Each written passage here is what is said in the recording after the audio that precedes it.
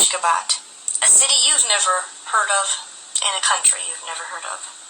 The country is called Turkmenistan, and you've never heard of it because it's only existed for a little while. And if you have heard of it, you probably have heard of it in a negative light because there's a little bit of a conspiracy about why you're not allowed to know what's going on here. And in this video, I'm going to cover it. I believe that this city and this country have access to multiple sources of free energy.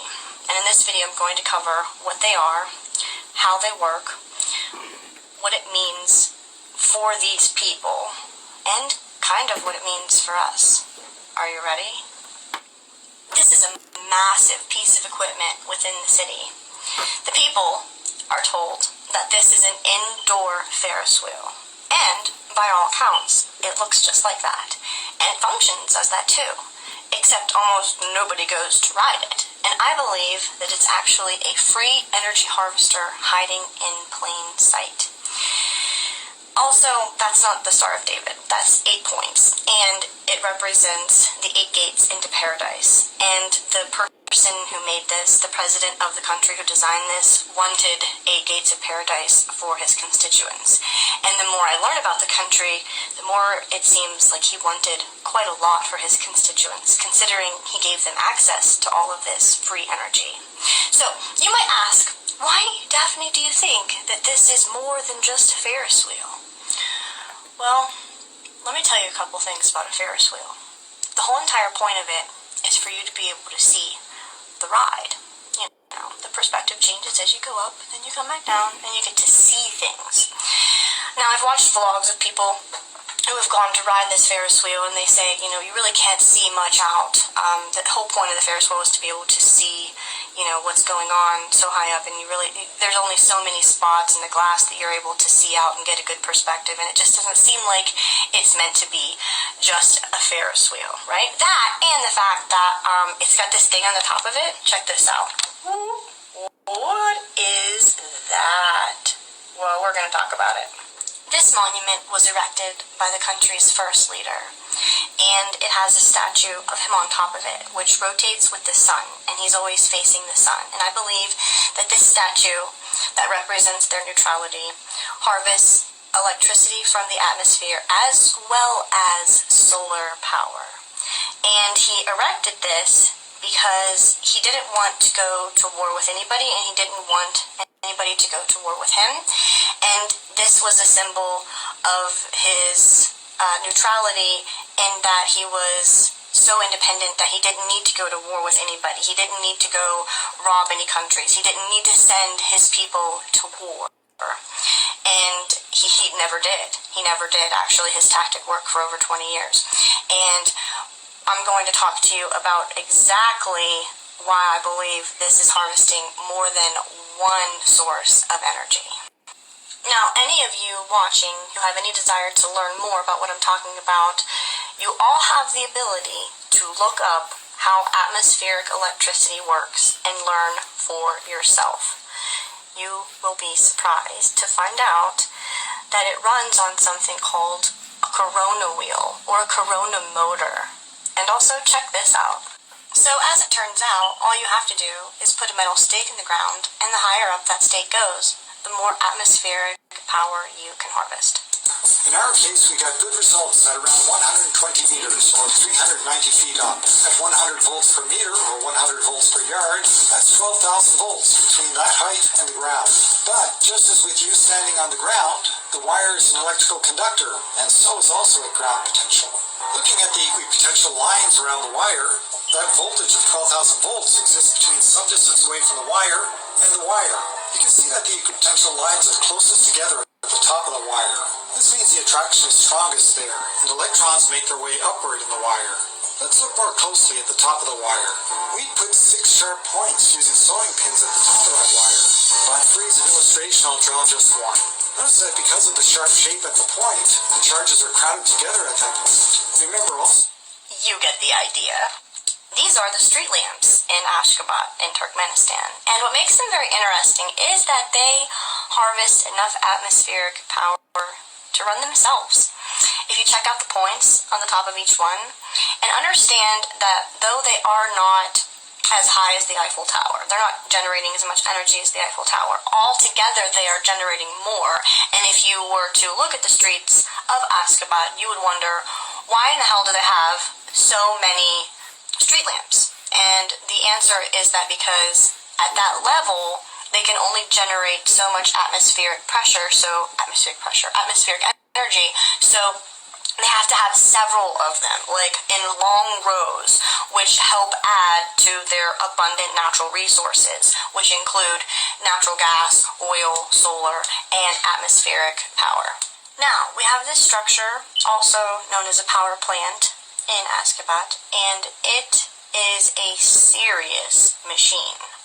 If you look at the dome and the points on all of the towers, actually all of the other domes around the big dome, you understand that this is a source of what is known as Antiquitech. And if you watch John Levi's videos, you know exactly what I'm talking about. They are harvesting a massive amount of energy right here. And they share it with their people. Their people only pay 10% income tax. Their people get free electricity, free gas, and they only pay, I think, 2 cents per liter of gasoline. So they get their natural gas for free, they get their electricity for free, and they only pay 10% income tax. And they get to live near structures that look like this, and they get even better. This is more than just what it looks like. It's not just a building or a bank or a hotel. This is Antiquitech, and if you notice the points at the top and all of the gold leaves, these are not just for decoration. Those points are not just for decoration. Those are harvesting energy. At nighttime, the city comes to life and shows off all of their many sources of free power. Yes, they do. And people wonder why the town looks like a ghost town in the middle of the day, but the truth is that it's a lot like Las Vegas. It's really hot. It's in the middle of the desert. It's so hot in the day that they don't really go out and do much, so it looks like a ghost town and people think, it's so creepy. Oh, it's North Korea. It's so creepy. There's nobody there. But there are people there, and they come out just like they do in Las Vegas and enjoy their abundant, beautiful, free energy and lights, and they have a pretty active nightlife. And this being just one more example of them flexing their beautiful, beautiful power and their skills. This is the Tower of Independence, which indicates that they will never go to war with any country because they have all of the resources that they need, that they are completely an independent people and an independent culture, and they do not have Coca-Cola or McDonald's. This is what's known as their wedding building. This is where their people go to get married. And it's also an enormous solar power collector. It is fantastic. And the people chilling by the pool here, they're really enjoying all the water that's been brought into the middle of the desert. We're going to talk about why this town, this city, this country has brought so much water in. Now, as we discussed with the domes and the towers and the atmospheric energy, what you can come to understand from this photo is that this is a power plant, and the ponds around it are not for appearance. This is not landscaping, this is not decor, this is not feng shui. These are cooling ponds for this power plant. And you will notice, if you look through enough pictures of Ashgabat through Turkmenistan, that there is a distinct difference between the fountains and the beautiful lakes that they've made for appearances and the dirty, kind of dingy water that is their cooling ponds. And they normally exist around these very large power plants that are passed off as mosques or palaces or just maybe sometimes even banks. They're passed off as sometimes hotels. They're passed off as a lot of things. What they're saying the building isn't exactly what the building is, and people think that this is just for decor. You know, these things that exist on top of this building are just for decor. These domes around here, this is just for decor. The separation between the dirty water and the clean water, that's just for decor. Alright, again, we have here what looks like a type of mosque, a type of religious building, and it's a power plant. It's got all the signs of a power plant, And it even is surrounded by, yep, you see it, cooling ponds, right there.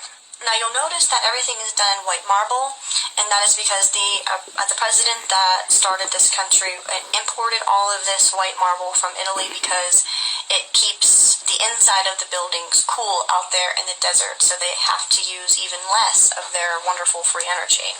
And also, again, notice the point at the top of the building. That isn't just decoration. This is the city's stadium, and people that visit this in the daytime, people, vloggers with their camera, especially if they're tourists from America, they'll upload videos to YouTube and say like, oh, there's nobody here, and everything's so clean, and nobody's ever been here, and this is all fake, and this is all staged. But the truth is that 90% of the population is employed by the government, and they do a lot of cleaning and upkeeping, and that's their job. And I explained to you why they aren't out in the daytime. They have a lot of nightlife because it's so hot in the daytime. They're in the desert. And I want everybody to take note to the points on pretty much every pillar on this building. It has a very nice, distinct point going all the way around. All the points are there. Very interesting. And yes, it does look very desolate in the daytime. It does, absolutely. But there are plenty of pictures of them using it at nighttime. Looks pretty fucking lively to me. Looks pretty prosperous to me. In fact, that's their whole philosophy, is to be prosperous and healthy and peaceful. And they're not, protesting or breaking windows. No, they're cleaning windows. They're building things. They've built this since 1991. They've built this since some of you were born. What have you accomplished? Well, he's been accomplishing this. Just looking at this makes me feel like a loser. I can't even believe someone has accomplished something this amazing. And they're harvesting free energy and they're giving it to their people. That's pretty incredible. Now, when we take a really good look at this picture of Ashgabat at nighttime, and we see it lit up kind of like Las Vegas, I want you to notice in the back where there are these consistent lights. This is a walkway. This is I believe it's 8 kilometers, don't quote me on that, but I believe it's an 8 kilometer long walkway for the people to enjoy for their health. Again, the country does do so much with free energy. They have so much money. They're so prosperous that they don't have to profit off of illness. They don't have to profit off of poverty. They don't have poverty. Like, people that go there from America that vlog, they're like, where are all the people? What do you mean? The vagrants? The homeless people? The rioters? Is that what you're talking about? Because they don't exist there. The country has no crime, no poverty, and no homeless people. Okay, again, this is one of the presidential buildings, and you'll notice that the buildings with the gold domes that are doing a lot of the power making, the fountains and the ponds in front of them are a little bit dingy. They're definitely not just for decor. They're being used as cooling ponds. Again, here's a distinct difference between the colors of the water. This one on the right looks like it's doing a lot of cooling and it's actually functioning, and the ones on the left are looks like they're more for appearances. Now, if you were thinking that this country sounds fantastic and you want to move there, I don't believe that you can. I don't believe they accept any type of immigration, and it's really hard to even get in for a visit. And the reason I believe they don't do that is because I'm not sure they want to water down their culture. And you wouldn't be able to take your dog for a walk in this park because dogs aren't allowed. The city is clean because you are not allowed to smoke in it, and you are not allowed to have a dog in it. And these strict rules are what keep people thinking that this is a terrible country and it's oppressive and it's awful. But they don't make their women wear face masks. They don't make anybody dress like beekeepers. They don't oppress their women. They do not divide their culture with racism. They do not divide their culture with sexism and promote that.